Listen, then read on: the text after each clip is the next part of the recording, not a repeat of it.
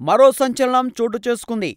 ప్రముఖ మీడియా సంస్థ ఎన్డీటీవీ సహా వ్యవస్థాపకుడు, ఎగ్జిక్యూటివ్ కో-చైర్మన్ ప్రణయ్ రాయ్ ఇంటి మీద సీబీఐ దాడులు, సోదాలు నిర్వహించింది. ఒక బ్యాంకుకు నష్టం వాటిల్లేలా చేశారన్న ఆరోపణల మీద ప్రణయ్ రాయ్, ఆయన సతీమణి పైన ఫిర్యాదు నమోదు చేసినట్లుగా చెబుతున్నారు. బ్యాంకుకు డబ్బులు చెల్లించకుండా నష్టం కలిగించారన్న ఆరోపణలతో సీబీఐ ఈ సోదాలు నిర్వహించినట్లుగా చెబుతున్నారు. ఈ ఫిర్యాదులో భాగంగా ప్రణయ్ రాయ్తో పాటు ఆయన సతీమణి రాధికా రాయ్తో పాటు మరో ప్రైవేట్ కంపెనీ పైన కేసులు నమోదు చేసినట్లుగా సమాచారం. కొన్ని మీడియా సంస్థల కథనాల ప్రకారం ఐసీఐసీఐ బ్యాంకు 48 కోట్ల నష్టాన్ని వాటిల్లేలా చేశారన్నది ప్రణయ్ రాయ్ మీద ఉన్న అభియోగంగా చెబుతున్నారు.